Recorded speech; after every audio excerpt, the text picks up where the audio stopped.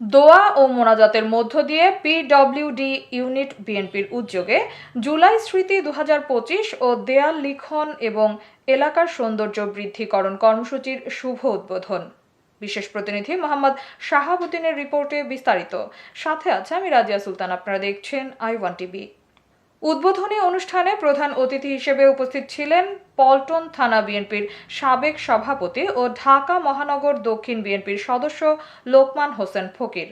অনুষ্ঠানে সভাপতিত্ব করেন পল্টন থানা বিএনপির আহ্বায়ক এস.এম. আব্বাস।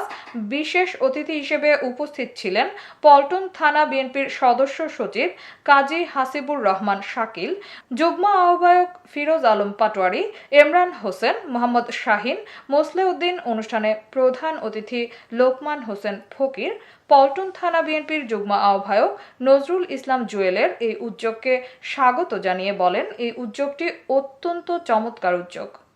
এই এলাকা দিয়ে কিন্তু গত কয়েকদিন আগে কিন্তু নাকে হাত দেওয়া ছাড়া হাঁটা যাইতো না। এখানে মানুষ মলমূত্র ত্যাগ করতো এবং কিছু দোকানপাট ছিল, সবাই ছিল বহিরাগত। এটা সবার নেতৃত্বে এবং আমাদের উপর একটা অভাব ছিল যে এইসব দোকানপাট থেকে আমাদের বিএনপির ছেলেপেলেরা টাকা পয়সা উপার্জন করে।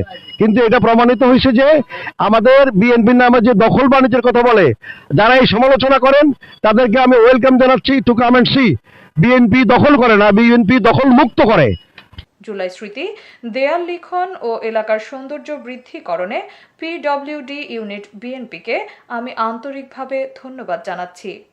অনুষ্ঠানে সভাপতির বক্তব্যে এস.এম. আব্বাস বলেন, আজকে জুলাই স্মৃতি, দেয়াল লিখন ও এলাকার সৌন্দর্য বৃদ্ধিকরণে যে কর্মসূচিটি উদ্বোধন হলো, এই উদ্যোগটি নিঃসন্দেহে একটি মহৎ উদ্যোগ। এই উদ্যোগটি মানুষকে মনে করিয়ে দেয় বিগত স্বৈরাচার সরকার কতটা ভয়ানক ছিল এবং এদেশের মানুষের উপর কী পরিমাণ অত্যাচার, নির্যাতন ও গুম খুনের রাজত্ব কায়েম করেছিল। বিশেষ অতিথির বক্তব্যে কাজী হাসিবুর রহমান শাকিল বলেন, স্বৈরাচার সরকার পতনের প্রায় 1.5 বছরের মাথায় এমন একটি উদ্যোগ নিঃসন্দেহে প্রশংসার দাবি রাখে। পিডব্লিউডি ইউনিট বিএনপি ও নজরুল ইসলাম জুয়েলের এই উদ্যোগটি 2024 সালে ছাত্র জনতার গণ অভ্যুত্থানে শহীদদের কথা মনে করিয়ে দেওয়ার পাশাপাশি স্বৈরাচার সরকার মানুষের ওপর গুম, খুন ও নিরপরাধ ছাত্র জনতাকে হত্যা করেছে তা স্মরণ করিয়ে দেওয়ার অন্যতম মাধ্যম। এ সময় সকল নেতৃবৃন্দ জুলাই স্মৃতি ও দেয়াল লিখন এবং সৌন্দর্য বৃদ্ধিকরণ এলাকাটি ঘুরে দেখেন।